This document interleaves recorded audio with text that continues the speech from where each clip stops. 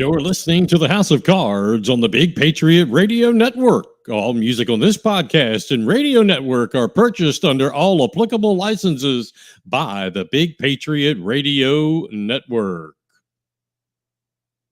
Introducing to you. You're on House of Cards, live on Facebook and YouTube. It's going down now. Locked and loaded with the truth. And good evening, everybody. Gosh, what happened to the camera? There we go. Hey, good evening, everybody. It's Thursday once again. My name is Mike Covert. Glad to have you here on our 100 and something, I don't know, episode, 105th, 107th, something like that, of the Beaufort County House of Cards. Glad to see everybody here. Welcome in from Facebook. 2 channels on Facebook, YouTube, and X. So we're glad to have you here. Don't forget, we also have folks listening in on our simulcast on bigpatriotradio.com. That is bigpatriotradio.com. Yeah, you can listen to it on your laptop, on your iPad, on Amazon Alexa. You can listen to it on Roku TV.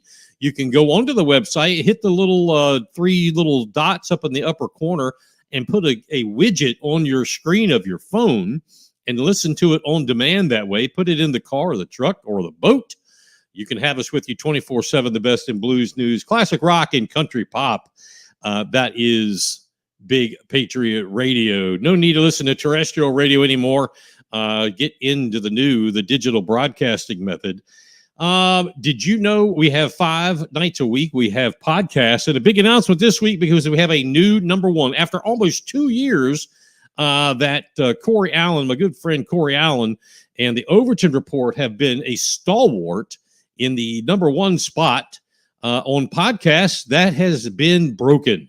That's right. The new number one podcast is yours truly, the Beaufort County's House of Cards, right here on Facebook and YouTube and on bigpatriotradio.com. Coming in second is our Wednesday night show, and that is Corey Allen and the Overton Report. Monday nights, we've got David and David Cox and his son with New American Movement on Saturdays. We have Ann Ubelis and the Southern Sense radio show. And Sundays at 7, we have Andrew Southwick and Culture Crossroads.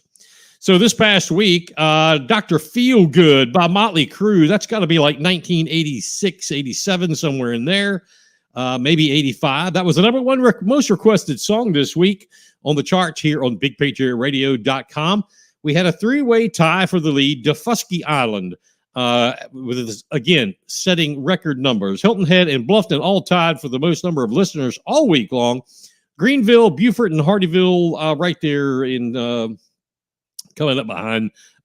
Huge viewership last week, and we greatly appreciate it. If you are on Facebook, please go and like the page. Like the page, Beaufort County's House of Cards. And if you want to search for Big Patriot Radio, do that too. You should have an easy link.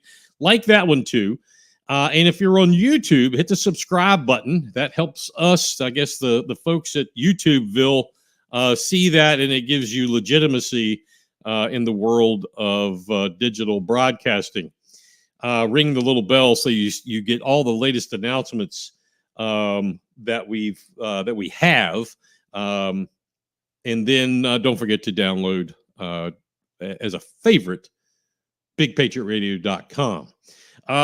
This show is, as always, is free, but if you want to help the show out, keep guests coming, keep the shows coming, equipment coming, feel free to chip along something there at the Venmo account at the bottom of the screen. You can send stars.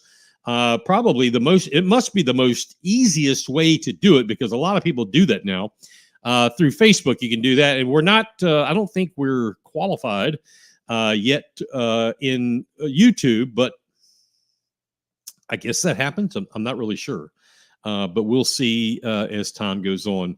But we are so grateful for those who do help us. Grateful for those that will, and we have got a huge show tonight. So sit down, 2 bowls of popcorn, an ice cold one or 4. Strap in that chair because it's going to be a crazy ride. Locked and loaded. Let's go. Big Patriot Radio. Blues, news, country pop, and classic rock. And again, we do have a big show for you tonight. Have a special guest coming on.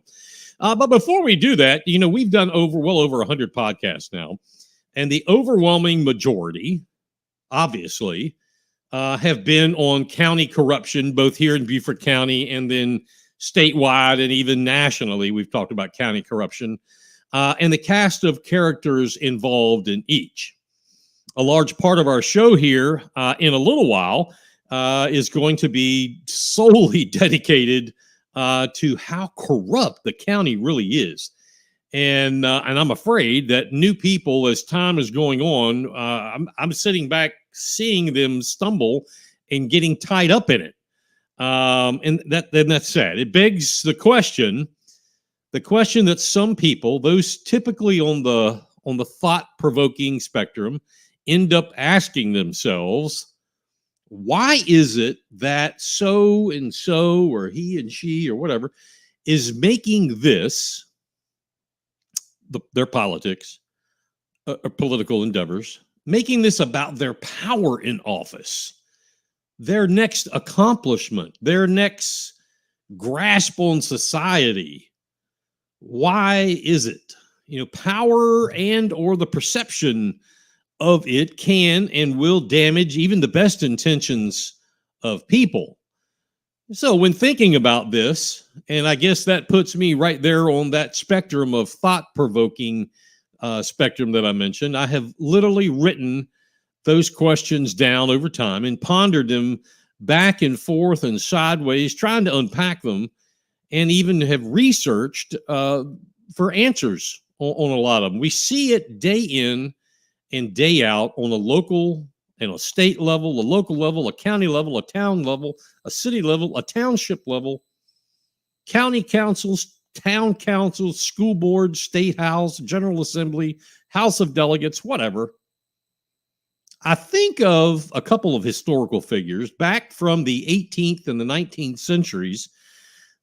They were at the top of their game, but they didn't go down this road, this large, encompassing rabbit hole, if you will, of what some call power tripping. I want to tell you about a couple of those in our opening segment here. First one, Thomas Jefferson, governor of the colony of Virginia, author of the Declaration of Independence, minister or ambassador, whatever you want to call it, to France, the very first ever Secretary of State under George Washington, the second vice president under John Adams, and the third president of the United States. With the exception, rather, of the authoring of the Declaration of Independence, all of his other marks in life that I just mentioned were not what he sincerely, deeply wanted to do. His main goal in life, or his legacy, I should say, was to create an institution of higher learning, college or university, that would be known as the greatest in the world. Much greater than his alma mater of William and Mary. And at the time, it still is a great school, don't get me wrong, but at the time, that was the somebodies went to William and Mary. Much better than that, much better than Harvard. A university free of church influence is what he wanted to create. It took years and years of work, and even that began under two different names, two different titles, but eventually, before his death, he did get to see the opening of the University of Virginia. He was in debt at uncanny levels, somewhere around $100,000 at times, which is well over $2 million in today's time. And possibly, actually, the more I think about it, it may be a little bit more north of that. And it took him over 40 years. A lot of people don't know this. It took him over 40 years to create and build the infamous Monticello.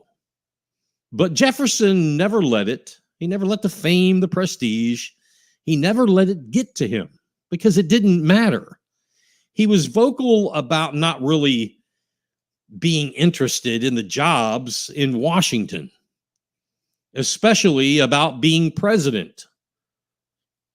It just wasn't what he was bargaining for. That wasn't on his list.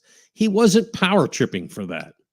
Was he famous? Absolutely he was. Obviously, if you don't know who Thomas Jefferson, if you don't know the name Thomas Jefferson, you've obviously been living off the grid under the rocks for far too long. Was he well known across the world? Without question. One of his best friends in his entire life was Marquis de Lafayette of France. Matter of fact, Marquis de Lafayette came and stayed there at Monticello at his request while Jefferson left and stayed somewhere else. I think at his mother's place called Shadwell. Jefferson wanted to be back in Albemarle County, though, and he wanted to be building a school. When he died, he left an indelible mark on his tombstone for centuries to come for people to see exactly where his heart was. And remember, we started this off talking about power tripping, county officials, local officials, and the power trip. Here's what Thomas Jefferson's tomb to this very day, this is what it says. And I quote, "Here was buried Thomas Jefferson, author of the Declaration of American Independence, of the Statute of Virginia for religious freedom, and father of the University of Virginia." Not one mention about what power tripping could be. President of the United States, for gosh sakes. Vice President, Secretary of State, Ambassador. They didn't mention that. He was proud of being the author of the Declaration. He was very proud. He was also very proud of building Monticello. He was also very proud of the University of Virginia. The last individual was John Quincy Adams, son of the second president of the United States. He was actually the sixth president of the U.S., eighth Secretary of State. He was a congressman. After all that, he was a senator, ambassador, minister. He lived all over Europe and in the U.S. during his childhood and his formidable years. Never did he want or aspire to become all of those things he eventually accomplished following in the footsteps of his family.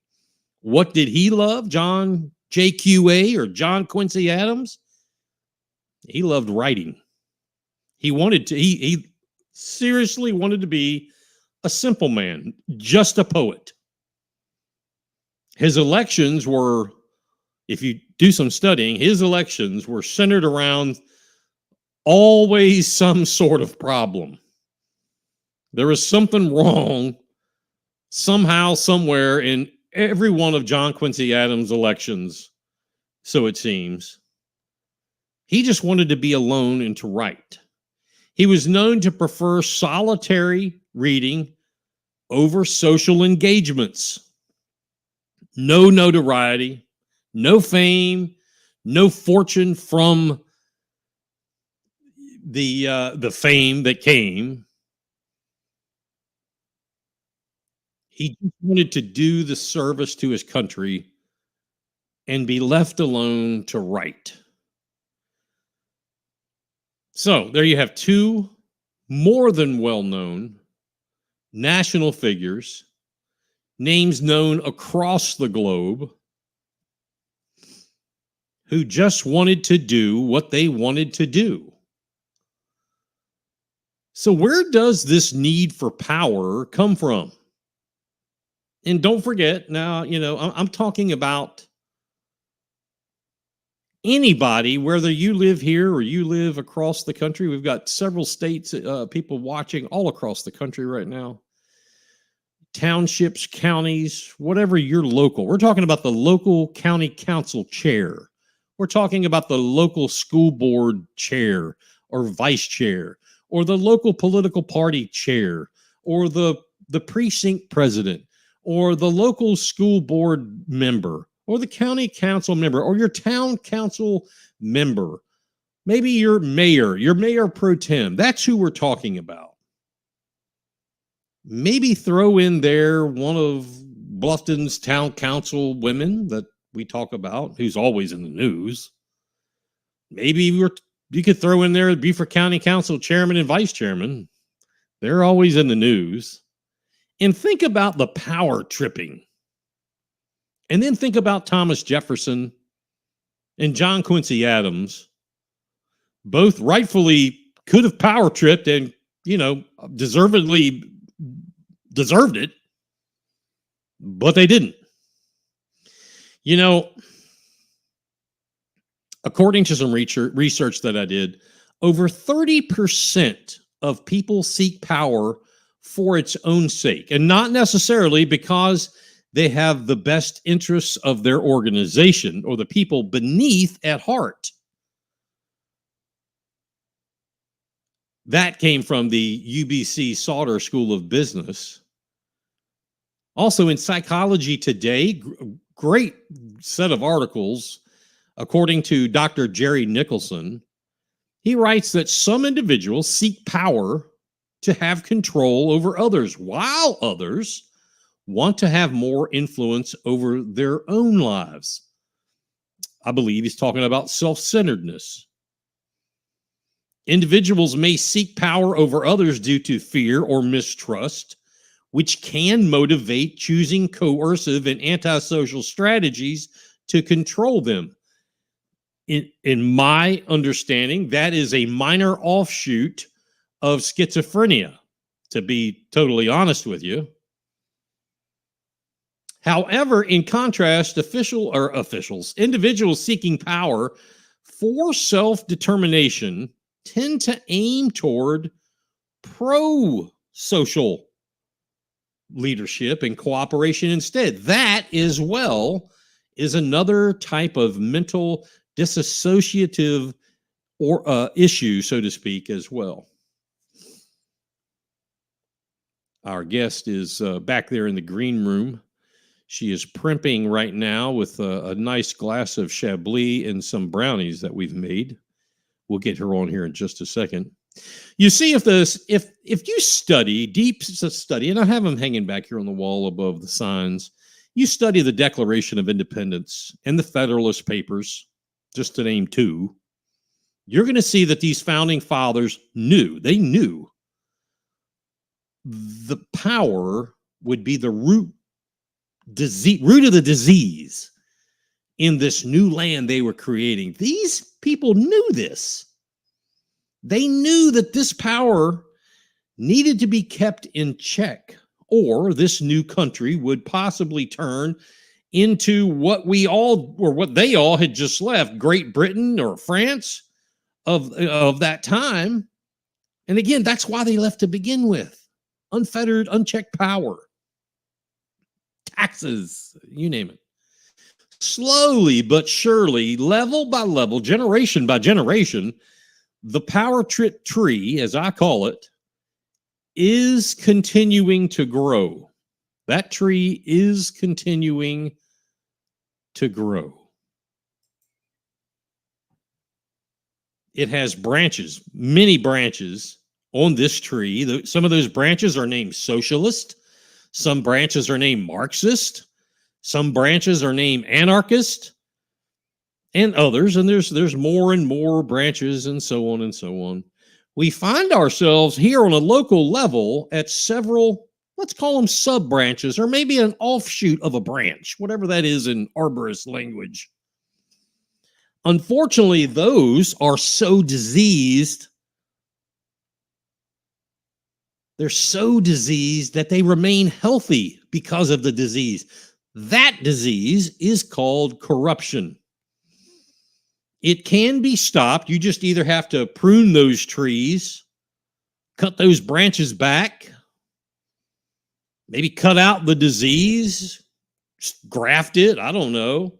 Maybe fertilize those trees with good and just. There's a quote that I have, and I just love it. I hope you can write this down. It's a great quote. For those of you who are watching, or for those of you watching who are in politics, and especially those few who are watching who are part of the corrupt cabal And oddly enough, there are a few of you right now watching. This is especially for you. And this quote goes like this: true power requires modesty and empathy, not force and coercion. That's by Dr. Keltner. One more time: true power requires modesty and empathy, not force and coercion. That's tonight's opening. All the wickedness and filth this world has to offer. Rock music that shatters your bones. Big Patriot Radio. That's some serious rock. And you're responsible. All right, we have a special guest on here tonight. Going to bring her on here in just a second. My good friend, whom I have known, I don't know how long I've known her. I've known her for a long time. I have had the opportunity to speak at her club meeting she has, even at her request, in a couple of public gatherings over the course of years. And as a former business owner and retired New York City law enforcement officer, and a political activist and commentator. Her podcast, Southern Sense, which is heard right here on Big Patriot Radio on Saturdays at 7 o'clock, bigpatriotradio.com, and a host of other networks. She has had featured speakers like former Speaker of the House Newt Gingrich, Judge Jeanine Pirro. I'd love to have her on. And recently, Trump advisor Peter Navarro. There's been a whole host of others. Those are just some headliners. She is founder of the original Beaufort Tea Party. Please join me in welcoming the radio Chick A Dee, Ann Ubelis. Hey, Ann. Hey, how you doing? I'm doing good. It is so good to see you and have you on here tonight. How have you been? I am busier than one-armed paper hanger. That's great. We're so glad to have your show on our network on Saturdays at 7 o'clock. It's interesting when I go back and I can look and see, how many people, how many eyes, and how many this and that are on. Like this one, you have people tuning in from all over the place, literally like all over the place. How many years have you been at that? Oh, wow. We started the Tea Party 2009. I started this a year later in 2010. So that brings it over 14 years. Wow. And how many networks are you on? Because I think you're on like iHeart and Apple and stuff like that, aren't you? I don't even know. One of these days I have to sit down and see where the feed goes. Because, it is up on iTunes, Apple, iHeart. I've been loading them up now to Spotify. I'm on Facebook in 2 or 3 different places, up on X, LinkedIn, Twitch. I sometimes post stuff up to, Instagram. But I don't know. I don't know. They can always go to my webpage for the show also to see where I'm at and to catch the archives, which is the name of the show, Southern Sense, as in common sense, .net. So that's southernsense.net. Correct. Perfect. Awesome. And, some people, I know when I first met you years ago, and I knew you were a retired law enforcement officer. I still have people who have mentioned, are you sure she was a law enforcement? I'm like, look, you better toe the line because Ann will give it to you. She'll give it to you. And I got the scars to prove it. Yeah, I say that to, just say thank you for your service. Thank you. You and I have been talking for several weeks over email and so forth. I've been putting this together. You had, let me back up just a second. For full disclosure, you and I had some interaction when I was on county council. That's probably when I first met you, and you have continued to be a public figure in front of county council, stating not only complaints but the good and the bad. I mean, you have been a stalwart for the community, letting county council know the truth, the whole truth, and nothing but the truth, which I admire, and I thank you for that. I always appreciated hearing that. You and I may not, I really don't know, agree 100% on everything, But the last time I checked, there was something that we do agree on, and that is about keeping America great and making America great again. Don't you agree? Absolutely. Absolutely. And it starts at the grassroots level. It starts with people out there listening, just contacting their local government official, even if it's the dog catcher, either to say thank you or to point out a need or a problem. And it starts at the grassroots level, because as these people advance in their political careers, they climb the ladder. And if you don't control it locally, then they're going to get away with it when they climb that ladder. And this is the problem we have. People have not been paying attention. They have not exercised their vote. They have not exercised their voice enough. And I beg them, if you're going to go to vote, bring people with you. Mm-hmm. Don't go alone. Bring people, at least one person, preferably up to 5. But also don't ignore the down ballot issues. Those are the ones they slip past you, and they end up passing, and you go, I didn't know I'm paying this much in sales tax suddenly. Well, did you vote for or against the tax referendum? I didn't know there was a referendum on the ballot. Yeah. We've got to inform them. And this is something that, I wrote an editorial that was in the Beaufort Insider. It should be appearing soon in Bluffton Today and another newspaper. I forget which, but it will start up here in the first 2 weeks of October, because our early voting here in October starts October 21. That's right. Which is, and now I can get forward to where I was. We, Annie and I have been talking for some time about this document that she put together, and it is an excellent document. It's almost a play-by-play of what are we seeing here locally. And if you listened, ladies and gentlemen, if you listen to the monologue, so to speak, you're going to see how this all ties together. The power tripping, the things that are happening, and why are they happening? So the title of Ann's document is Can We Trust Them Anymore? I mean, it's simple. It's as simple as that. It is a fantastic document. I want you and I to kind of go through these bullet points, if you will, that I kind of broke this into. First, the topic that created, at least in my opinion, Ann, that created this entitlement is about the 1% transportation sales proposed tax that came up by county council for a mere $1.62 billion. And then they whittled it down to a measly $950 million. And I say all that tongue in cheek. Question number 1 in your document: can we trust them? Explain, and if you would only go as far as the things on question 1 that you were talking about. Wow. We have a county council that has allegations that have been made against various members of the county government of misappropriations of funds and of services. And they then said it because the public kept on saying, what's going on? We're seeing the newspaper printing about these allegations, people using the county credit card for non-county business. There was one county employee that ordered these weighted blankets that no one really needed, and no one authorized it. And they suddenly just disappeared and then reappeared. It seemed a family member was the person that was the procurement agent of the company. So there was a question of who's getting the commission. There was a lot of questions out there. There's another county government member who used county assets to work on his personal property. I'm sorry, county equipment should be on county property, not your own personal home. And the list went on. So we kept on crying for an investigation, kept on crying. And county council finally said, yes, we'll do an investigation. So they hired these attorneys to investigate.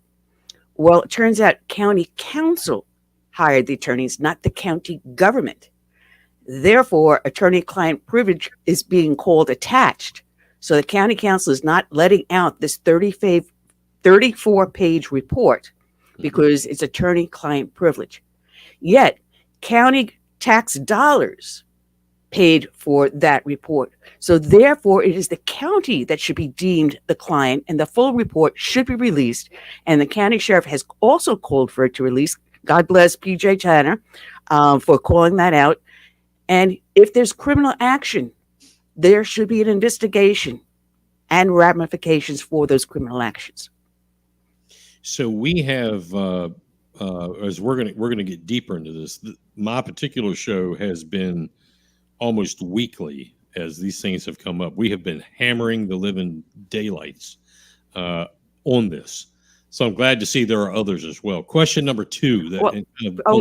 Before we leave one, Yeah. because there's an article that appeared yesterday and was updated today in the Island Packet Beaufort Gazette about a county official who quietly named himself acting chief financial officer before the new county administrator could take office. Mhm. All right. Now, this is the person in charge of all the county funds, right? And appropriations and so forth. Meanwhile, we have an investigation concerning appropriations, and you have a county employee who names himself the chief financial officer, and he does not have the qualifications. He does not have that bachelor's degree in accounting. He does not have a degree in county administration. And yet this employee decided he's going to control the dollars. That's right. And we're gonna dig into that a little bit. Each of these we're gonna dig into. The second part, or the second bullet point of your document, most people don't even realize that county council is including projects, and I'm speaking directly of this 1% proposed referendum sales tax. They don't realize that county council is including projects that were already in the 2018 sales tax referendum, but they were never done. I can attest to that. I was there when that took place and when it didn't take place. Actually, about 75% of those 2018 projects, and you concurred with that, have never been done. Yet they come back asking for more money. And how preposterous is this? And how can anyone that is logical in thought actually say, "Thank you, may I have another"? Just double dipping. They're putting the very same projects, and actually the number comes down to close to less than 20% of the projects had been completed from the 2018 transportation sales tax. Some projects are still in the pre-design stage and design stage. Now they're saying COVID caused this, and then cost increases caused this, and then contractors. Wait a minute. Number one, pre-design and design, you can use Zoom. You don't have to be face-to-face. Get those done at least, and then put out the contracts for bidding. But we don't even know who bid on any of these contracts. We have nothing put before us. And the ones that are still under construction are a mere handful. And don't get me started about the U-turn to nowhere on Sea Island Parkway in front of Walmart. A friend of mine didn't believe me. Exited the Walmart, crossed over Sea Island Parkway, drove to where the road bend around, came back out onto Sea Island Parkway to the back of Taco Bell, and the two roads were less than a quarter mile apart. They went to nowhere. How many billions of dollars did they put on that? Plus the projects that included multiple use walkways and bikeways. Mm-hmm. Now, who's going to go down that U-turn to nowhere? But they put in walkways and bikeways to U-turn to nowhere. It's unreal. It gets better. Yeah, I mean, it gets better. And Go ahead. Go ahead, because they took out the project in Hilton Head 5B, and yet now 5B is put back into this also. Right. So they promise people they're not going to do this, and then they turn that back and do that, and then reimagine Rebuild, which everyone said no to.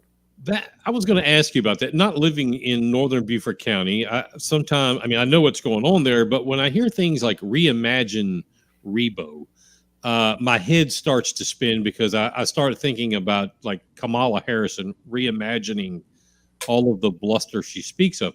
What is exactly reimagining Rebo Road? I mean, that's a main thoroughfare. And I think, as you put in your document, I mean, I go right to emergency services. Is reimagining emergency services, or what exactly does that mean? Someone came up with the brilliant idea to slow traffic down on Rebo and make it more pedestrian friendly. Now, for those that are listening that don't know Rebo Road, we live on the Sea Islands. I'm on Ladies Island, and in order to get onto the city of Beaufort and the mainland, there's only two bridges, the Woods Memorial Bridge and the McTier Bridge. Woods Memorial will take you straight into downtown, and you can go just about anywhere. But if you go over the McTier Bridge, you end up on Ribault Road. If you're coming in from Hilton Head, from Bluffton, from Religion, from any of the areas south, in order to get into Beaufort, you must come up Ribault Road. Now, the Woods Bridge went down back in April.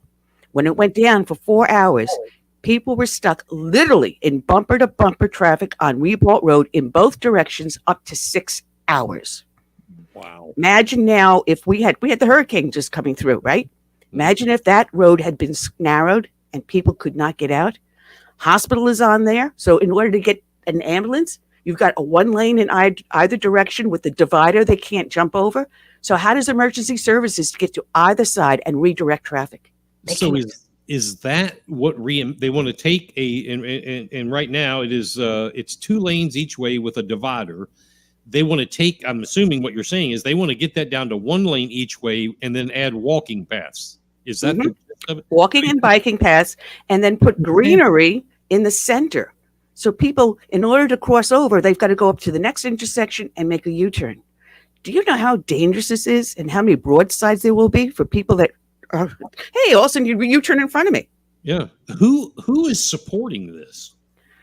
That is kind of like a little hazy who's behind it. I mean, I didn't see the original documentation, but I saw, and I went to some of the meetings where they had all these beautiful charts and everything else. Sure. And we had them pull the project. All right, the project was pulled. Now it's back in the sales tax. A very dangerous project that will cost lives. Not maybe, it will cost lives. Has DOT, not that I really believe anything they come up with lately, but have they chimed in on this reimagining Rebo? I don't know. I don't know if these I'm going to say clowns, whoever put this together had talked to anyone, because a lot of the projects in the 2018 did not get state and federal money because they didn't meet the requirements. So you put the projects together without finding out what the requirements are in order to get those state and federal funds. You go to them after you put this together.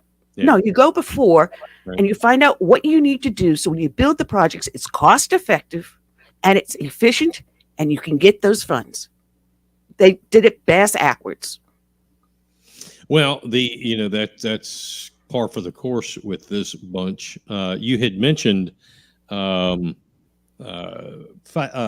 Parkway Phase 5B over here in my neck of the woods, and that has been an enormous pain point.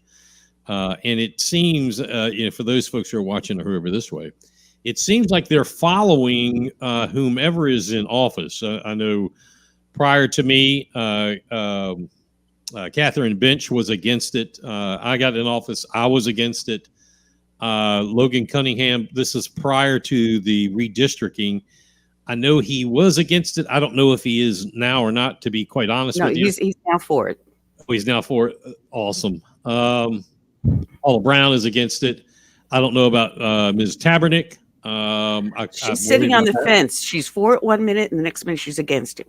That's the kind of thing that bothers me, is that they are playing literally playing politics with this, waiting to get the right mix to be able to force this through. And people do not want this. They do not want it. But let me go forward to the third point. In totality, let's talk about the HSB, and that's Hainsworth Sinclair Boyd. Now, we have reported here in the House of Cards at great length about this HSB report. So I want to tear this thing apart with you. First, the report being read to the public by the attorney. His last name is Nicholson, months and months ago, whenever it was. It was a horrible job of theater. Typically, lawyers do a good job. That's part of their course load is theater. It was terrible. And I mean, seriously, these people need to do a better job if they're going to try to bullshit us all the time. The HSB report, as you mentioned, it is 36 pages in length. It took months and months and months for Chairman Joe Passament to release a document called the summary report. Still not the whole document. Now, he said back when this was going on, hey, well, and I don't have his verbatim here with me, but he said, we're going to release it. We want to be transparent. He said that several times, how transparent he wants to be. He wants to be the transparent chairman. But he's not releasing the whole document. And he released the summary report. And prior to releasing the summary report, which, by the way, I know you already know this, it's filled with data that is already codified, some data that's codified in language of county ordinance. It's already in there. Now, they may not be adhering to it, as you and I both know, when it comes to procurement. They don't follow the rules. They have not been following the rules, but it's the summary report has it in there like this is some premonition. We're going to make changes. Well, it's already in ordinance. The interesting thing, Ann, is the chairman allowed council members only at his invitation, is so I'm being told from inside the county office buildings, at his invitation to read portions of the report under security cameras in the executive conference room. That's the first thing I want to throw to you. The second thing is, during this time, and again, this was, we were tipped off to this by someone in the IT department, that the clerk to county council was stopped in the parking lot by the county attorney's office and told to come back inside. This is a quitting time, and delete the report in its entirety from her hard drive and her office computer. What say you on those things? Destruction of evidence. That's a felony. You're tampering with evidence. If criminal acts have been committed, an investigation has been done, and they have been found out, and that evidence is not turned over to the proper law authority, that's destruction of evidence. That's aiding and abetting criminal acts. That's a federal crime. Do you think that has been talked about at any level with these people, whether they're elected officials or bureaucrats? I mean, just a smidgen of conversation about that? Nope. Matter of fact, the first thing we learned in the police academy is handling evidence, chain of custody. So now chain of custody is also in question. So the document, again, it's 34, 36 pages in length. We know from, obviously we hit a nerve from feedback. We know that some, not all county council members were allowed to see it. Then the rest were invited to come see it, but they had to see it there was parameters given. The county council, I guess they don't get it that, this has been done under the cloak of darkness and the secrecy of the night, behind closed doors. We had 3 council members speak out and say, this summary report, we need to talk about this in public. We don't need to go in executive session and talk about it. How egregious, Ann, is the abuse of executive session being done by Beaufort County Council chair and vice chair? That's a thing I cannot answer because, as you said, it is in secret. You don't know what the heck is going on, what they are discussing. Sometimes they're called at spur of the moment. I mean, there's no public agenda posted, nothing discussed with the public. Public has no idea.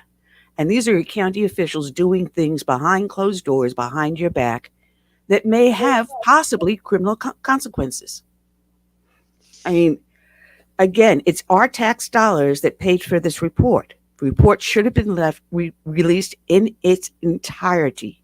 And criminal acts had been done, should be turned over to the sheriff for investigation. And maybe possibly one of us should start contacting our state attorney general. If this government has committed such malfeasance, if people stole from the county, taxpayers and voters, it should be exposed. If money has been moved into places it should not have been moved and cronyism is evident in some areas, it should be exposed. We need to flush this government out. And folks, this is why voting is so important. You think, county council, school board, that's not important. Yes, they are. That's your tax dollars. Even if you don't have kids in school, that's your tax dollars. That's your community. Those kids, when they graduate, are going to be your community. If you don't graduate quality kids, you're not going to have a quality community. That's right. You got to be involved in everything. So when I say this out, we reached out to HSB and asked for a copy sent in the verbiage that I use, and I happen to be the one that did it. I used the verbiage that since we paid for it, I would like a copy. And I got the stumbling, bumbling, and I couldn't believe it, but I actually got put through to this Nicholson guy who spoke at county council. And I could tell you've done interviews with people on a law enforcement level. You know, you have the education. You know when somebody's feeding you a lot of bullshit, okay, as a law enforcement officer. So this guy was stumbling, mumbling, fumbling, stuttering to get his words out. But basically, he said, attorney-client privilege, and I would need to contact a lawyer if I want to do anything about it. So, okay. So the interesting fun fact about this is I went backwards and started looking at meetings and notes from people inside the county that I have. When this was presented to county council way back, one of the council members asked the county attorney as to why they were hiring a legal firm to begin with.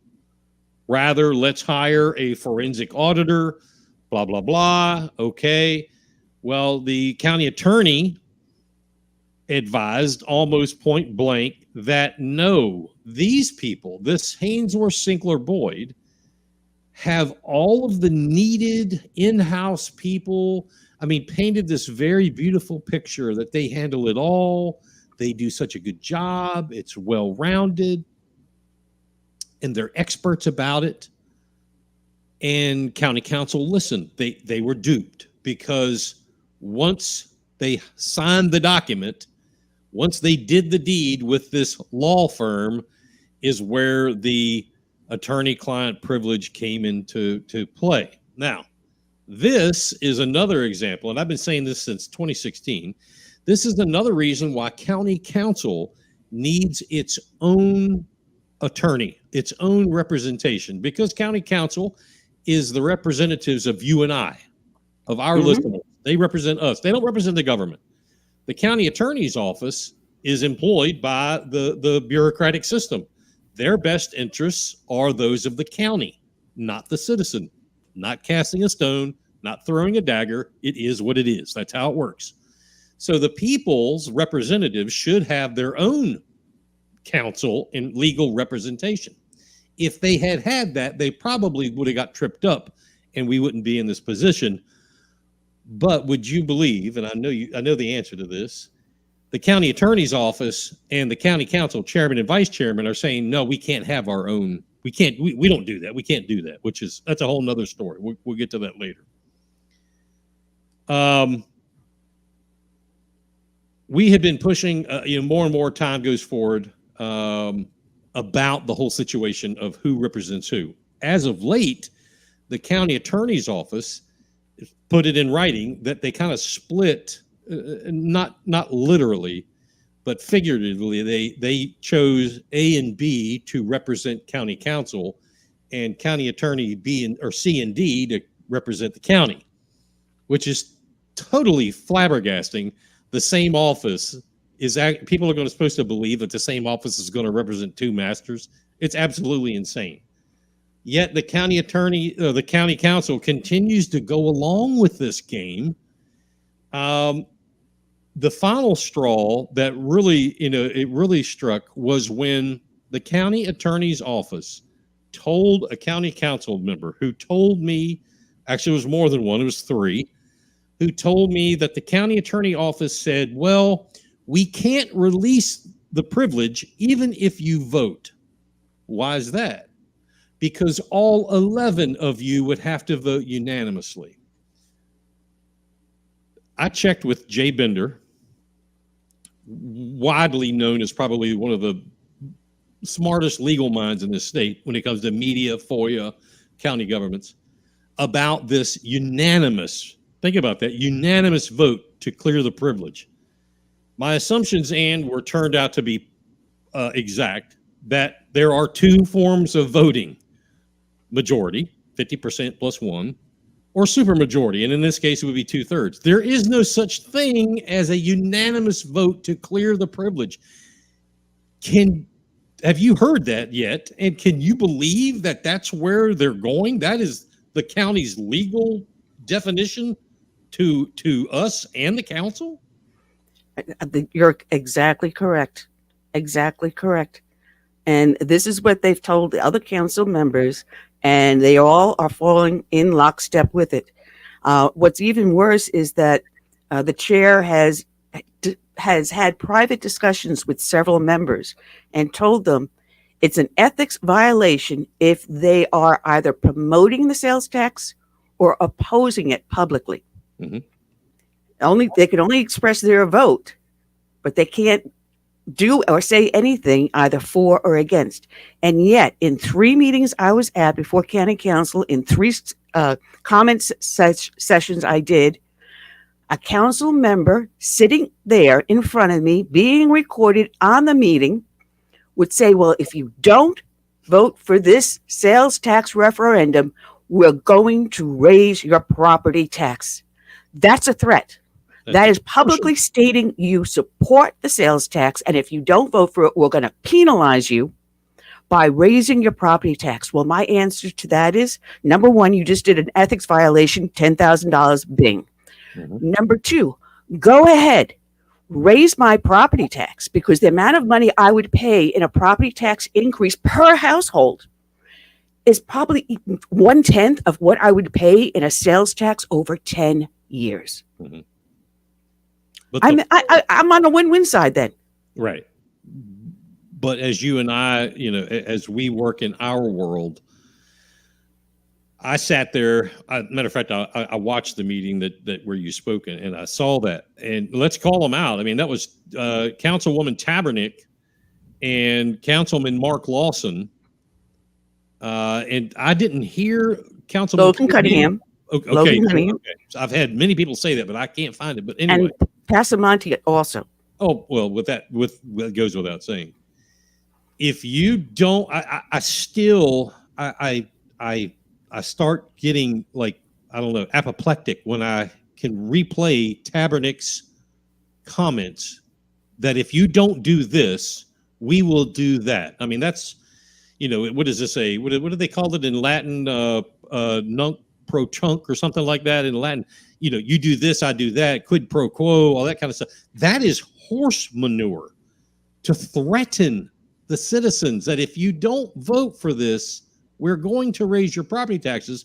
So while you say, hey, that's actually a win, but the process and the procedure, that is a enormous ethics violation.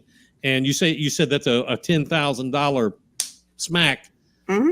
I don't see how it could get any more egregious than that. Right. I just don't. I don't see it. And let me come back to that. That just gets my blood boiling. Oh, just on an aside here, I do have another interview on another show at 8:30, so I have to bug out a little early. All right, you tell me, give me a wink or something, and I'll let you know. This week, Matthew Hall wrote an opinion piece to the state newspaper. Generally, I'm not a fan of mainstream media. The state usually is a rag, in my opinion. But this is actually a good opinion piece, and it was entitled "The Secret Report: Beaufort County Won't Let You See and Won't Be the Last Word on Misdeeds." And his opening sentence, if you didn't see this, was the cat's meow. It said, quote, "Show me a more secretive county council in South Carolina than Beaufort County's. You can't," end quote. He writes, basically his opinion was that this report about an outside investigation into 5 years of financial shenanigans wasn't bad enough. There's even new reasons to distrust Beaufort County. It goes so on and so forth about the cost. Councilman Reitz mentioned that it is probably approaching or north of $400,000 when it was supposed to be $350K. State law, this isn't him, this is me. State law says that an institution's financial or administrative records are not exempt from public disclosure. I know you know that. And then we have media lawyer guru, as I mentioned, Jay Bender, whom we've quoted on this show, he said, quote, "There is nothing that would justify the Beaufort County Council in withholding spending records, period." How come, and someone like the 14th Circuit solicitor, and if he doesn't have the balls, I guess send it to somebody, one of his buddies, like they did with Murdoch. How come somebody has not picked this up and said, this needs an investigation? What does it take, and you're in law enforcement, what does it take to get somebody to grow the pair to be able to say, we are going to investigate you? Well, first off, I was a street cop, so I wasn't in investigation. I was just a regular beat cop. But it needs people like you and I to reach out, probably to Tanner's office or to, oh, good Lord, Duffy Stone and the Attorney General. I just had him at the meeting. I've known him for years. Alan Wilson, thank you. Thank you. It happens. I'm sorry. A couple of brain farts. But we're going to have to get together and just start inundating their offices. Investigate. And I think if enough of us do that, finally someone will get up off their butt and do it. And it takes people like you and me to write the letters, people listening to also take up their pens, your pens are your swords, and put it to paper and help us do a letter campaign with these investigative offices. That's a great way to put it. Your pens are your swords. That is an excellent way to title what people need to be doing. Your pen is your sword. Not everybody is a public speaker. Not everybody wants to put your face on a podcast, but a pen can be a very mighty sword. That's a great point. This particular, and I'll let you go here in just a second. This particular, no, I can stay for a little bit longer. I don't have to be there until 8:30.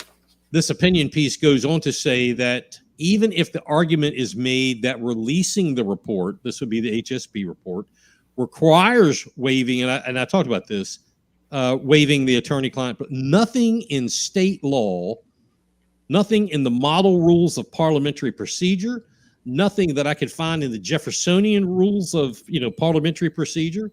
I couldn't find anything in the Freedom of Information handbooks, nothing from the South Carolina Association of Counties FOIA handbooks. Nothing says unanimous.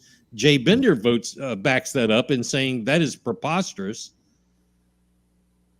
How do we, aside from you or I or other podcasters just letting them have it, what is the next step? Because that is a bold face. And I know nowadays, you don't want to hurt somebody's feelings by calling them a liar, but that is a bold-faced lie. But county council just nods their head and goes along with it. I just don't understand. Well, up in Charleston, they have a similar referendum with similar things in it. And an individual, along with a group, have filed a lawsuit. So if we can find ourselves in a law firm that would be willing to represent the citizens of Beaufort County, the tax-paying, voting citizens of Beaufort County, and act with us in a class action suit against county council, maybe the records would be released. Would you agree that probably would have to come from the farthest corner of the state? Because this county, when it comes to courts and lawyers, I know when I was on council, my God, it was amazing the number of lawyers that they had contracts with. Everybody was entangled. I mean, to me, it seemed like you would have to go far, far away to get somebody that wasn't wrapped up in some branch of Beaufort County. Well, if someone out there is listening and knows a law firm that's willing to take up the case, I think we can get enough people together to say, hey, represent us. So what do you think about, you had mentioned earlier, P.J. Tanner. P.J. Tanner came out, the sheriff. He came out and said very poignantly, and I mean, there was no, I got to decipher this kind of crap. P.J. Tanner was pissed. Oh, P.J. Tanner asked for that report. That was a professional courtesy, in my opinion. That was a professional courtesy. And the county council chairman said no. County administrator said no. P.J. Tanner's he's a little pissed off. Is this something that he can continue, or because it's a professional courtesy thing, does he have to back off? What's your feeling about that? I don't know what the legal steps he has, whether or not he can initiate an investigation on his own without the report, just getting people to come in and either give him testimony, people that need are writing articles that have some knowledge, at least help him, put him in a direction. Is there someone he can work with to get a subpoena to force them to release the records? These are all questions. I don't know how the county law works. I can tell you, New York, I'd walk up to the detective and I write, fine, this is in my lap. Detective, do your job, and I go back out. Right. We need someone who is a detective to say, all right, fine, I need X, Y, Z, and this is how we have to go about it. There's been other cases, not exactly like this, but similar, because, we don't have a district attorney. There's no DA. It goes to the solicitor, but the solicitor is partially funded by county council. The sheriff is funded by county council. And I back in 2016, I didn't see that nasty web. Now it's crystal clear. Whereas these people go, well, I don't want to say anything because they write my budget, or the lion's share of my budget comes from them. So I don't know where I was going with that is I don't know if the solicitor, Duffy Stone, has to be the one to say, this should be investigated, but I'm not going to do it. So I'm going to turn it over to David Pasco, for example, or some other solicitor in the state. But I think what you're saying is exactly correct, that because we all come from a melting pot of handling this in a different way, and this way here is probably the worst, we just have to make that call. Mr. Solicitor, this needs to be investigated. I know you're not going to do it. I know he's not going to do it because he gets the lion's share of his funding comes from Beaufort. Turn it over to someone that will. Don't you think? It's a good possibility. I mean, I don't know all the solicitors in the area. I know Duffy Stone because he came to the meeting with Alan Wilson. Mm-hmm. A matter of fact, I'm letting people know that the Beaufort Tea Party is meeting this coming Monday at the Ladies Island Country Club, and specifically we will be discussing this sales tax and tactics in which we can get editorials into the newspaper, taking out half-page ads just prior to the start of early voting, sign waving, any way that you think that you want to help participate in our protest against the sales tax. I'm willing to have people show up that have never come before just to toss ideas at us. And as a group, we did this once before. Remember, we did kill the sales tax. I took out those half-page ads. We organized south of the Broad and north of the Broad sign wavings on heavy days. We had cars honking and waving, giving thumbs up, and we killed that referendum. 75% of the voters said no. We need to do that again. And when is your meeting? This coming Monday? This coming Monday at Ladies Island Country Club. At what time? 5:30 to 7:30. It's posted up on the Facebook page for the Beaufort Tea Party group. So they can go there, click on it, and find the details.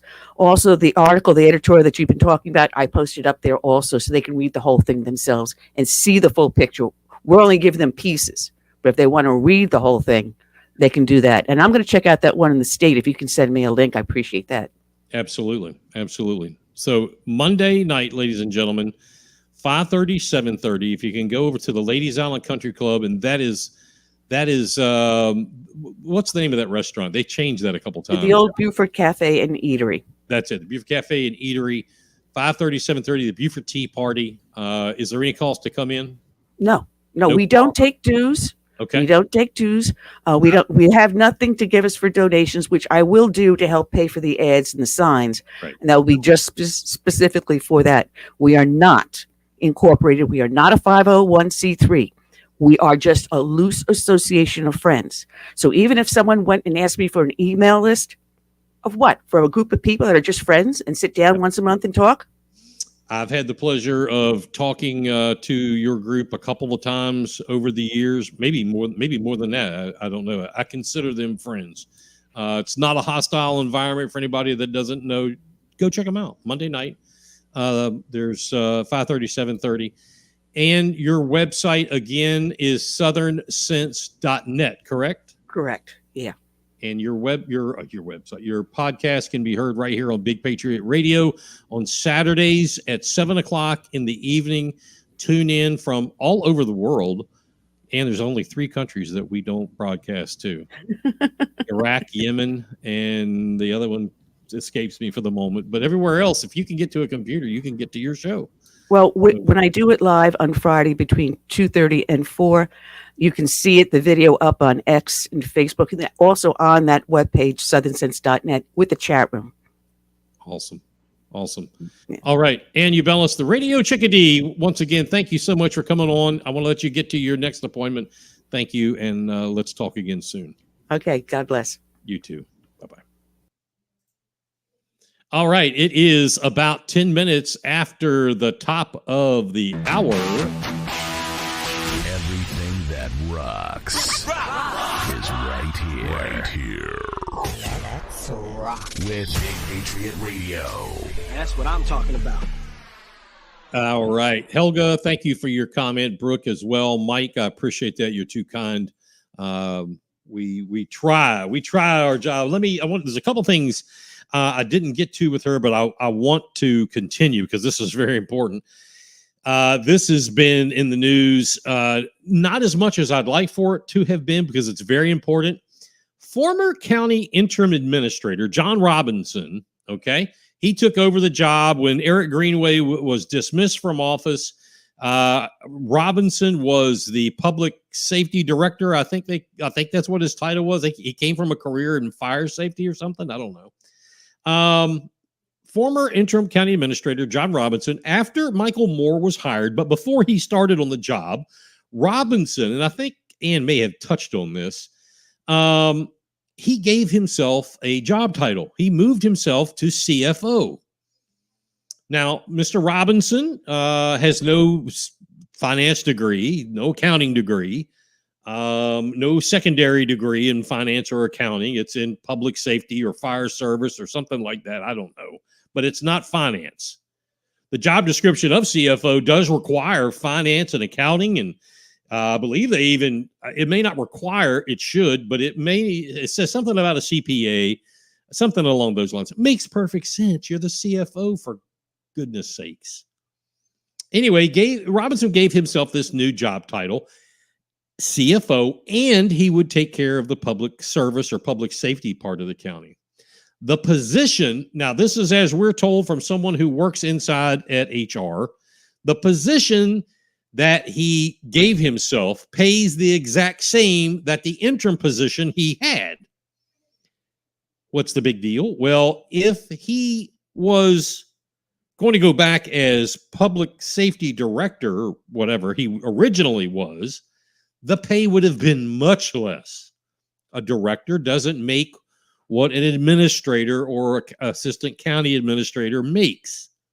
I get it. Was it the right thing to do? Hell no. Hell no. Do you want to make what you were making? I'm sure, obviously, who wouldn't? But you're not a finance guy, dude. You're not an accountant guy, dude. That would be like me going to Beaufort Memorial and saying, I've got a stethoscope and a bag of, pretty shiny tools. I'm ready to operate. You follow me? He's not a finance guy, but he gave himself that job. Big six figures. Did he do it to keep himself from having an unchecked paycheck? I don't know. I don't know. I mean, that's only he can say that. I don't know. Now, this position change, I do know this. This position change is nowhere in the record of county council. As a matter of fact, I reached out to 3 different county council members. None of them, zero, goose egg.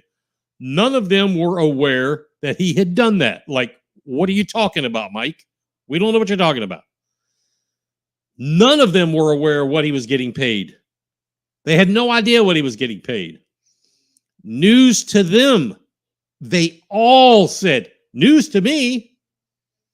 Does that not ring major alarm bells? I'm talking major, major alarm bells. Lee on SC sounds a lot like PJ Tanner creating a job for projects and facilities.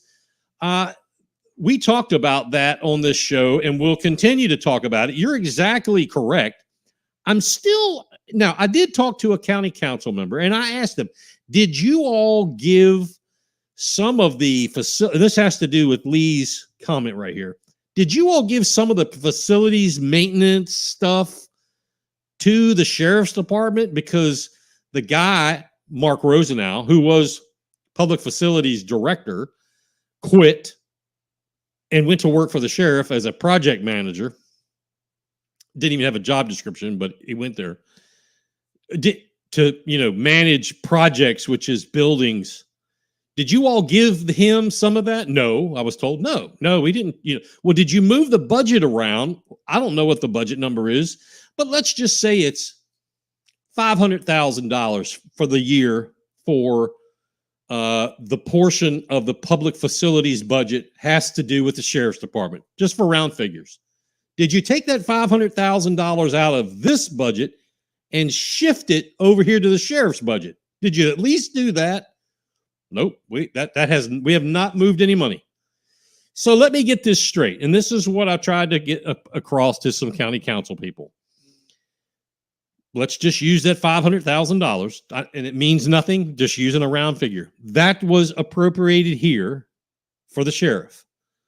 Sheriff hires someone to do that work, and it's $500,000. So now there is $1 million worth of liability for the same thing. Who in the hell is monitoring the chicken house, the hen house, the whatever house? Who in the hell is watching the books? Are we supposed to say that it's now being watched by a CFO who doesn't have any experience degree-wise in accounting or financing? Is that what we're saying? Now, I understand finance on a business level, a business of my size, not IBM. I'm damn well nowhere near a CFO. Is the fireman turned public administrator all of a sudden a CFO? Can he explain where the money is being duplicative from the county to the sheriff for this made-up position, which we don't understand why? We really don't understand. The sheriff has the largest budget in the county. And hey, I'm not knocking PJ's budget. If it takes $39 million, so be it. When I was on county council, I asked for, and it caused a shitstorm in the sheriff's department. Let me tell you, I asked for checks and balances. I want both sides of the ledger sheet, expenses and income. Well, we don't have income. Where's the money going? Why do you need $39 million? Why do you need $10? Show me why. So my question to county council, you have a department under your budgetary control that is now possibly performing duplicative services that the people who fund the damn account want to know why. Why are we paying for duplicative services? And if we're not, that's fine. Just show me. Show me the ledger sheet. I want to know where my money's going. For those people on county council, and there's like 4 who have the balls and the gall, the double duty to say, well, it's none of your business. Bullshit, it's none of my business. It's as much my business as it is everybody that's watching.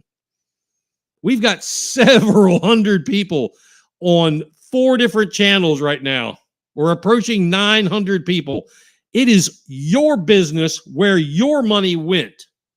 For anyone on county council or the bureaucrats in the government to say that it's none of your business, I say you're an ass and you're full of it. It is our business. Pamela Lloyd Cobb here.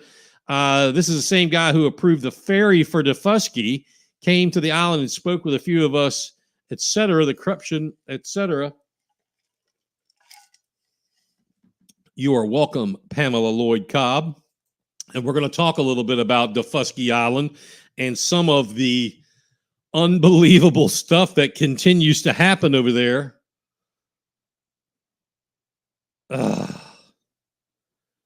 Anyway, that's it for me on the sheriff.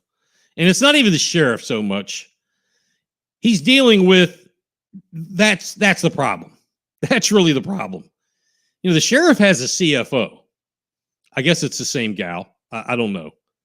If it is, does a fine job. I have no problem, because when I went to her, and actually I had to go to the sheriff and tell him, I'm going to ask for positives and negatives, plus and minus, debits and credits, whether you like it or not, sheriff. And he didn't like it, and that's okay. I'm okay with that. But I told him, we're going to know where this money is going. It's not that I don't trust you. It's not that I don't love you. It's my job. Beaufort County Council, and golly gee, look how many are watching. It's your job to know where the frickin' money is, where it went, where it's going. That's your job. You signed up for this. Now pull up your big boy panties and your big girl panties and do the job you were hired to. And if Larry McKellen and Joe Passament stand in your way or threaten you or shoot you down, you go public with it. And I'll be right there behind you, because we cannot put up with that anymore in this county. We are over 200,000 people. You know, back in the day when there was 100,000, some would say, well, it's just how we do it here. It's slow. I don't agree with it, but that's how it works. We're not that anymore. We are a gnat's ass away from the size of places like Charleston, Greenville, et cetera. They're much bigger, but they ain't a whole lot. They ain't that much bigger. It's time to start acting like it. If you want $1 from me, I'll be glad to give you my $1. If that's what I owe, you get the $1. But I want to know where it went. I want to know who spent it and how. Not just, yes, master government, here's my $1. Thank you. And come ask me for more when you want. It doesn't work that way. Anyway. 21 minutes after the top of the hour. Everything that rocks is right here. Right here. Let's rock. With Big Patriot Radio. That's what I'm talking about. And let me just end my tirade with this. If you know something is going on, okay, and whether you're a county council person, a town council, there's a lot of those I could really put on the hot seat, and I'm not right now. If you know something is wrong, something is amiss, and you say nothing, you are complicit. That is why when Stu Rodman and what was his name? Somerville and Alice Howard, well, not so much her. She was involved. But that crew forcibly told Ashley Jacobs to quit or be fired, and they would ruin her if she didn't. That's why I went to the press, because that shit is wrong. That's illegal. That is what Beaufort County has been doing behind closed doors in executive session for years. The last time we had a chairman who was actually worth a damn was in 2012, and that was Weston Newton. That's the last chairman we had that was worth a damn. Since then, not worth a damn. All talked a big game, and they got in there, just like at the opening of the show when I talked about the power trip. I can see it in Joe Passament's eyes. I will be the best, and I'm a this, and I'm a that. And the power becomes and kills it. Kills him. He becomes something that he wasn't. I know deep down, Chairman Passament is a good man. I know deep down. But just like I said to Stu Rodman, I'm going to say it to you, Chairman Passament, and to you, Larry McKellen, you suck. You both suck in leadership as a chairman and vice chairman. You can tell people how transparent you are, and maybe you really want to be. I honestly believe that you think you really want to be, but you're too ignorant to actually do it. It's time for you to step away. Let somebody I don't care who it is. I could care less. Vote somebody in as chairman and vice chairman, chairwoman, vice chairwoman. I could care less. Put them in there that will do the job. And he or she who does that, if you get on the power trip and you turn the cheeks like we've seen since 2012, really, I'm going to come after you because you aren't worth a damn either. It just is what it is. Okay. On to another subject. We've been talking about Low Country Ferry, sea monkeys, water sports, Turner's Marina, Island Head, Daufuskie, Bay Point, all of the cast of characters for weeks now. We've had 4 back-to-back episodes. Well, tonight is number 5. Back-to-back. That's got to be a record. Got to be a record. This one isn't quite as in-depth because I'm still waiting on some documentation, and things have been changing and working so fast that I got to keep up with it. And now I'm waiting for some stuff. So this one's not quite as juicy. And the news cycle changes so fast. And it's changing fast with this because we are making a difference. You, ladies and gentlemen, are making a difference. People are listening. People are changing their lives, their ideas, their attitudes, because you on Daufuskie and those folks who live on the mainland who actually care about somebody else, you are making a difference because you've come forward and you said enough is enough and no one will help us. Mark Lawson hasn't been heard from. I've heard that a gazillion times. Somebody help us. We just happen to be the conduit. It's your voice that has spoken up, and people are changing. I put it out there first. I wanted to put this out there first a few weeks ago, and I have been calling and calling. I went by there. I wanted to talk to this Neil Turner guy. I've reached out to him. No response. Like I said, I called and I stopped by. Today, early this morning, I texted him. Yeah, sure you did. Sure you did. Well, I really did. I really did text him. And I want to show it to you. I'm going to show you. Here we go. I'm going to share my screen. Let me pull it up. Nope, that's not it. Let's go here and let's share. Why is this not working? Let's go over here. Bear with me. We're getting there. I want to share the screen. Select the tab to share, it says. Oh, man, something has not been working right with this jazz. Let me see. Share the entire screen. I don't understand this. I really don't understand. Anyway, hold on. Hold on. Let's see if this changes. We're going to allow it. Let's put up the picture. And let's go to presentation. Bear with me here. People are going, man, what the hell is your problem?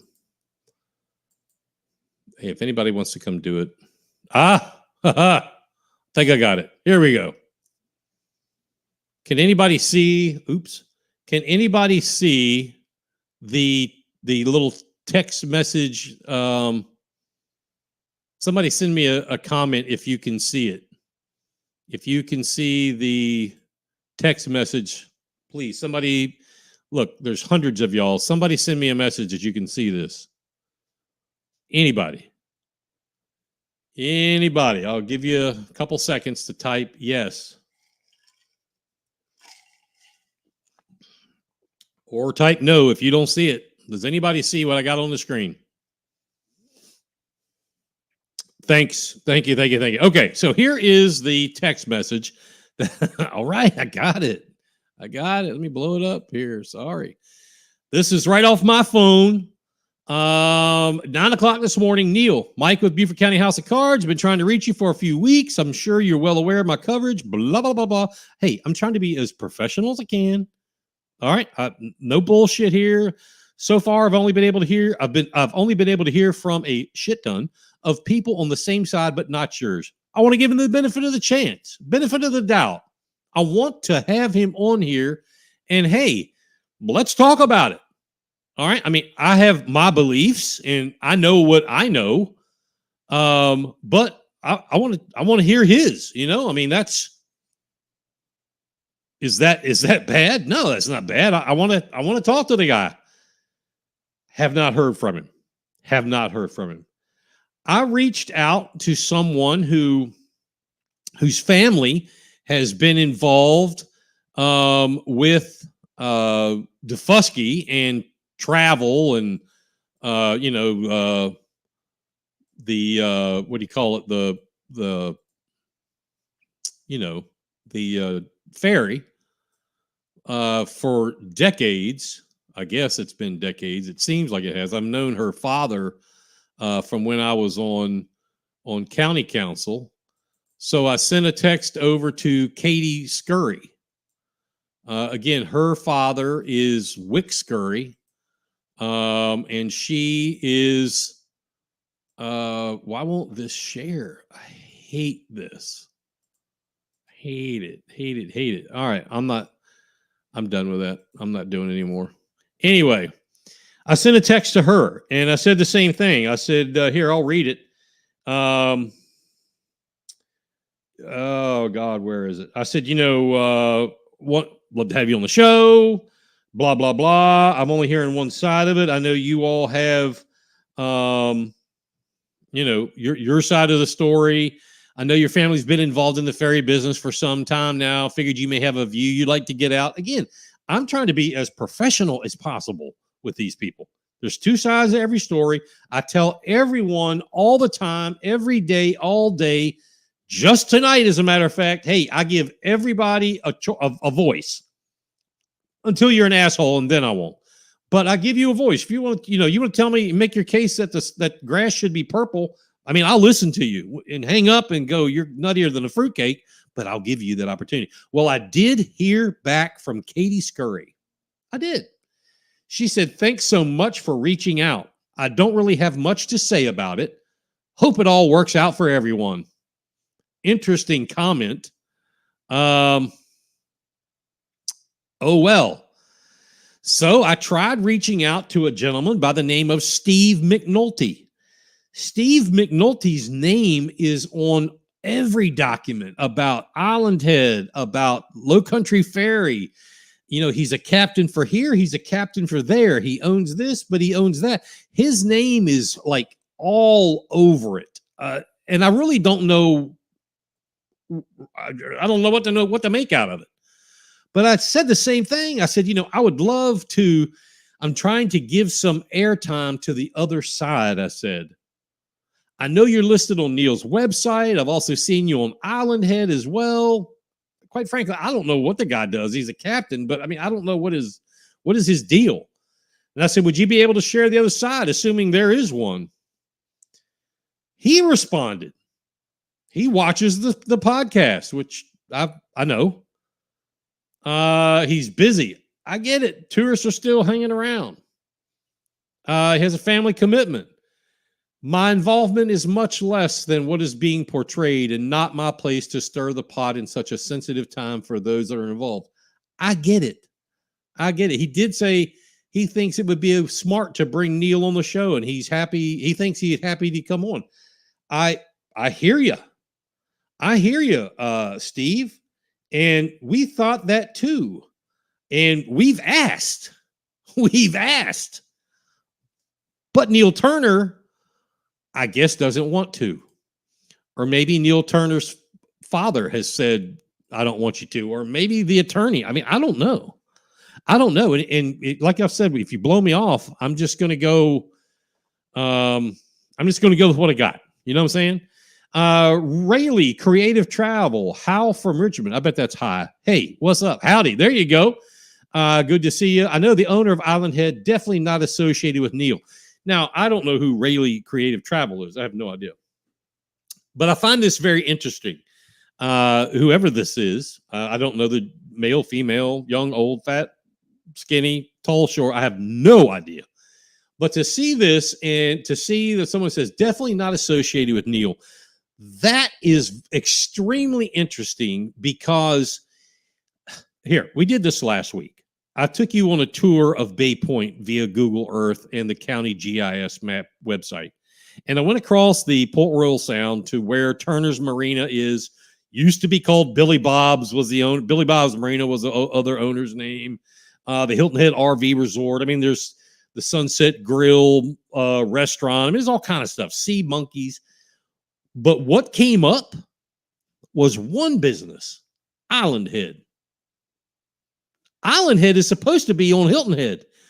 But to see someone say not associated with Neil, and I'm not saying you're full of it. I'm not saying that at all. I appreciate you watching, appreciate your comment. I'm just saying I find that interesting because behind the scenes, the duo, the combination is tight. I mean, not that it's anybody's business, but where's the money coming from, Neil? Where's the money coming from? And you're tied in with Island Head, who has a reputation, who's been around. There's possibly some money there. I don't know. I'm glad to see that because that makes my creative juices go a little bit overdrive, wondering, wow, let's look deeper into that. I would love to talk to the owner of Island Head, who I know I've probably been told by the hundreds of people that I talk to, but I have no idea who it is. I would love to talk to the owner of Island Head and flat out ask, what's your involvement with Neil Turner and LCF and all this stuff? Love to. Anyway, I'd love to hear from you on this, by the way. Would love to hear from you on this. Give me your opinions. Hey, Rusty, Turner's Marina is full of Island Head boats and watercraft. See? Something doesn't smell right. I rely on my gut. My gut got me through, it made me a very creative business person and made me very successful. My gut tells me that something stinks here. Something really stinks here. I don't understand. Earlier when I wrote all this and I was producing my show, so to speak, I hadn't heard from anyone, and now I've heard from two. I had asked myself and put it down, why would nobody want to comment on their side? If I had been saying all these horrific things, I would think they would want to say something like, hey, wait a minute, let me give you my side of the story, which is legit. But no, now we've had two. Katie Scurry, and I know she's watching, matter of fact. I would love to talk to you because I don't think you are telling me everything that you would like to say, and I'm ready and willing to hear from you. Anyway, while you're thinking about all of that, we know that last week on the 9th of August, it had been Friday, I believe, there was a meeting. The Daufuskie Island Council had a meeting. We know that the county administrator was there via phone or Zoom or whatever format, but he was present. We have been told that was the day, at least this is what we read in writing. That was the day, that the county administrator had given Neil Turner and Turner's Marina and Low Country Ferry the deadline to have a plan to correct all of his wrongs, etc., as a ferry provider. That was supposed to be the day. That was supposed to be the day that, you either shit or get off the pot, as they used to say. So the 9th of August has come and gone, and the only thing we have been able to find out is that nothing has been done. So the county administrator, did you pull the contract for Turner not fulfilling his duties by the contract? Did you pull the contract, Mr. Moore, for Turner allegedly not telling the truth on the bid document / contract about his legal issues surrounding Turner's Marina, where he circled, no, we have not been involved in any litigation. And then we showed you that. And then we showed you the county rap sheet of court cases, which I believe there were 9, strikes me, that he was plaintiff or judge or defendant, either, both sides of the gavel. He was involved in legal battles. That's not telling the truth. We don't know what the county administrator did or was doing, or we do know. Here's what we do know. We do know that someone on the island of Daufuskie has put together a team of investors to start a ferry service pretty much immediately and purchase 2 vessels already classified as ferries that would comply with all the requirements Beaufort County has put forth. This person has got that ball in motion. We sent emails to the county administrator and have heard nothing. I will see if I can. These come from a different screen. So let's, what are these under? These are under the Word where I copied them. We'll show you the yada yada. Does it work? Survey says.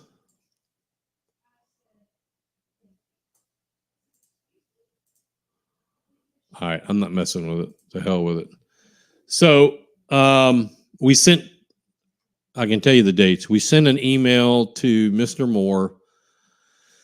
This is, that's the wrong one, as luck would have it. August 12th. I said, hey, I've not had the pleasure to meet you. I'm sure you've been introduced to me. Here's who I am. Love to sit down with you, blah, blah, blah. Go over a few things, give you some part of the story you've probably not been told. I told him, I said, duty, honor, country. That means something to me, and it's part of my moral fiber, and I sincerely believe it does to you as well, sir. Asking for a meeting. Never heard anything. Decided I'd fire one off today, asking him specifically what's the status of Low Country Ferry services for Daufuskie Island. He has not passed your demands. Falsified the circle legal past issues that's there in public documents, violating federal ADA compliance laws. Assuming you aren't interested in getting the county tied up in an ADA federal legal snare, we need to hear what the county is doing for its residents. I'm not interested in hearing about Neil Turner or his attorney interests, only the county. Okay, that's what I'm looking for, is only the county. Talk to me. And still have not heard from him. A guy named Michael Withrow owns Island Head. Thank you, BJR 2007. Michael Withrow. I will be looking for you, Michael. Hopefully, let's talk. So anyway,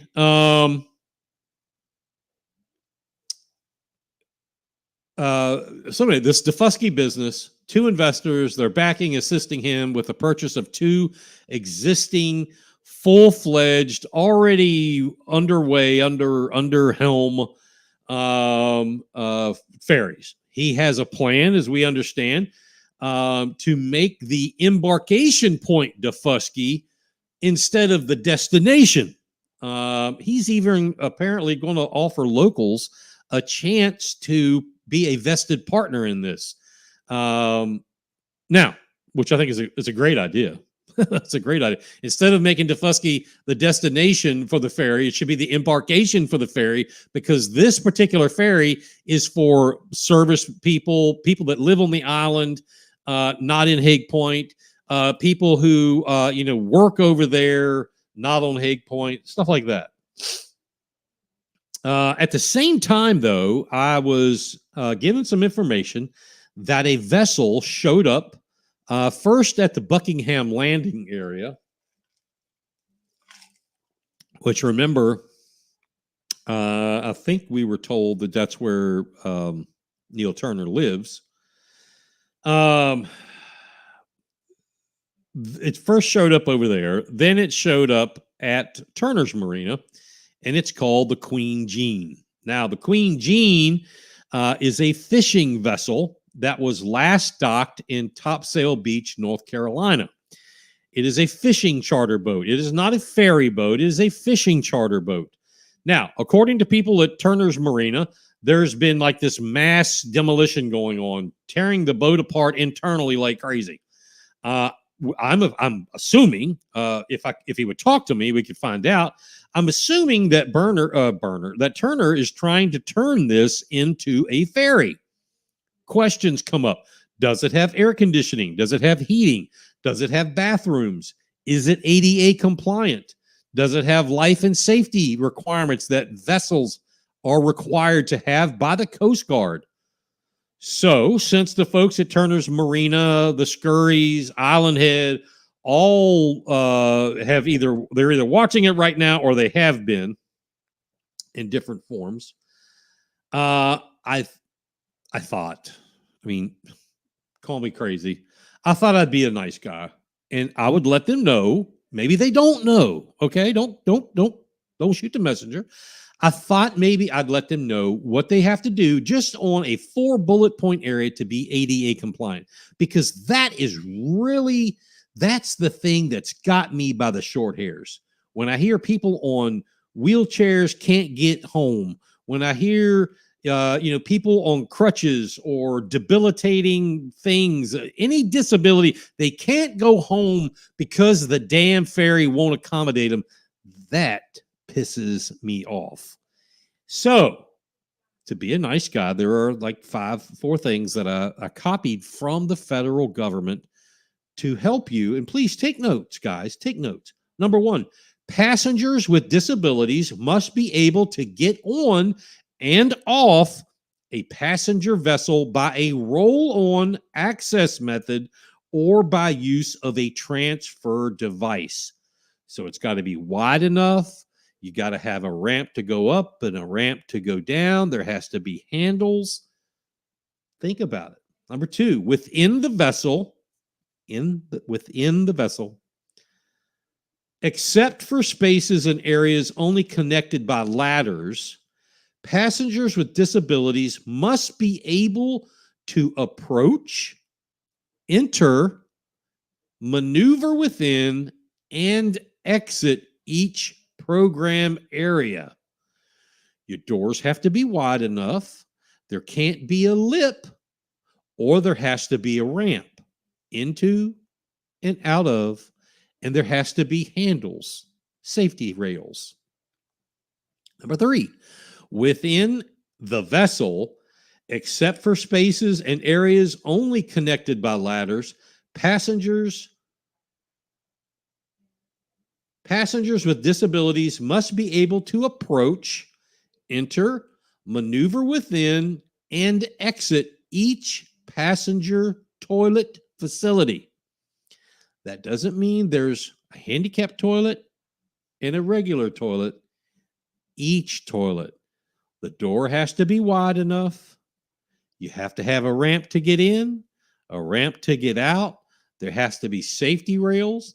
There has to be safety rails in the bathroom, and there has to be a 5-foot turning radius in the bathroom. There has to be a sink that you can roll up to, and you won't scald yourself. These are ADA compliant things.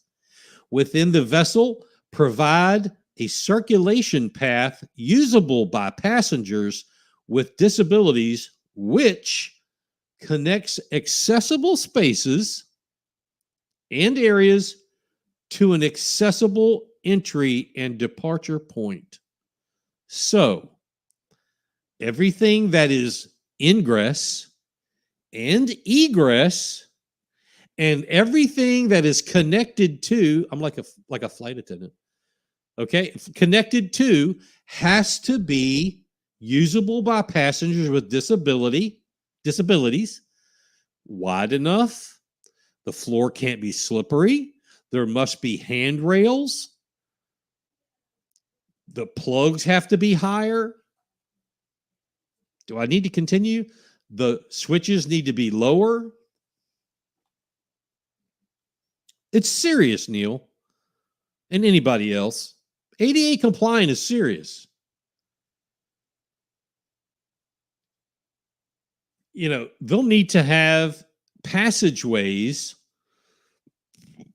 either in the middle of the boat or vessel or on the sides wide enough for what they call wide berth wheelchairs to go from bow to stern and be able to be inside weather protected areas with a ramp in and a ramp out and handles or rails. Rayleigh Creative Travel. Love that name.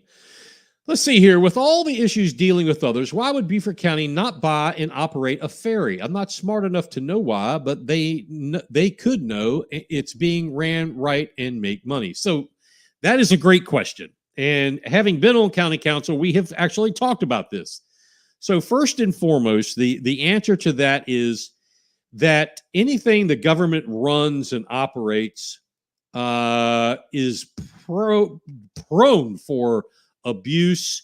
It's prone for corruption. I mean, everything the government can do can be detrimental to you. The second thing is, at least when I was on county council, the majority believed in a capitalistic society. In other words, if you, Joe Smith or Jane Smith, you could own and operate a ferry company much better than the government. And you should have the opportunity, if you have the means, to be able to make that happen, be a profitable business, prosper in your life, and live healthy, wealthy, and wise, and provide that service to the people. The service has to be provided by the county, okay? This ferry, it's not for those people, you know, John Cougar Mellencamp with his second or third home. That's not what this is for. This is for people who either work over there off Hague Point or who live there off Hague Point, the native folk who've been there for hundreds and hundreds of years, or the people who just decided that they got tired of the HOAs and want to move to Daufuskie for peace and quiet. The businesses who are over there, the distillery, the ice cream shop, the bread store. I mean, you know, that's what this is for. This is a county provided item because they're county tax paying residents. So get that out of the way. Now, with that being said, we haven't had the best luck so far. You know, we haven't had the best luck. Maybe this person who's come forth with an idea, this latest thing, maybe that'll be the one. And God help, if it is, I salute them and I will patronize them and support them to the nth degree. However, there comes a point, because this ferry has to be provided for life and health safety. I mean, there's a myriad of things that you have to provide people who are tax-paying citizens.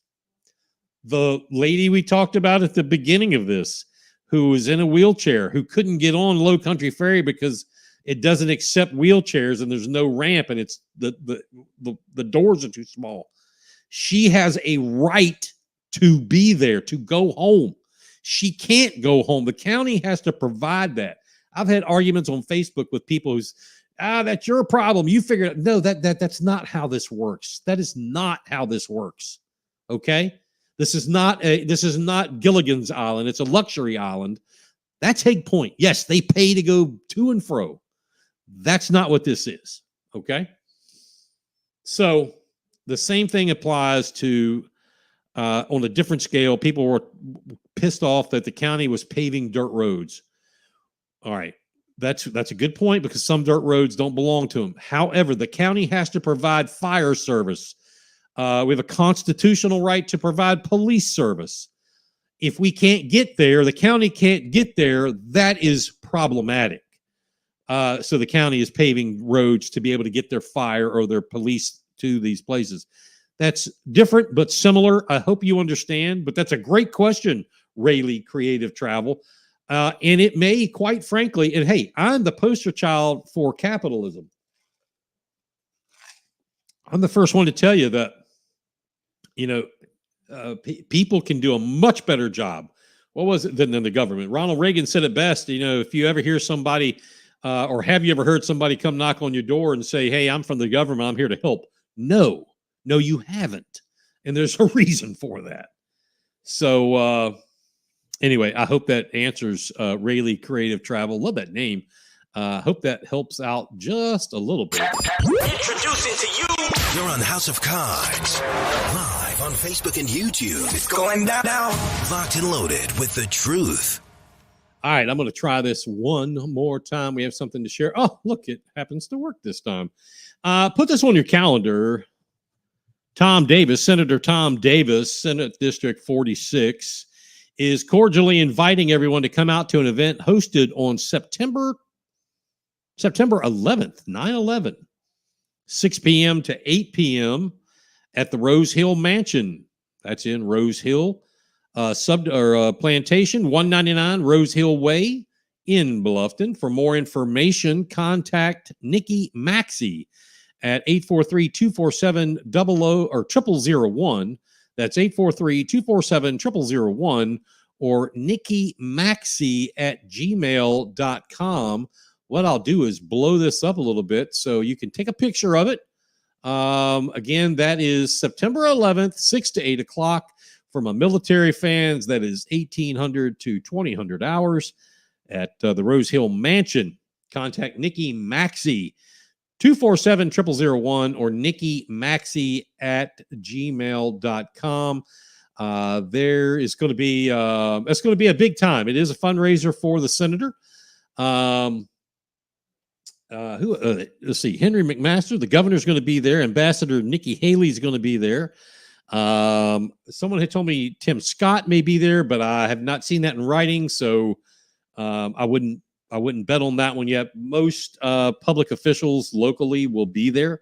So, hey, it's a good time to see some folks and attend, participate. I'm sure it'll be some good, cocktails or adult beverages or water. Rayleigh, I totally understand. Only reason I personally know Neil and Michael, clients of mine, and is in the tourism industry. Outstanding. I kind of had a guess that you knew them.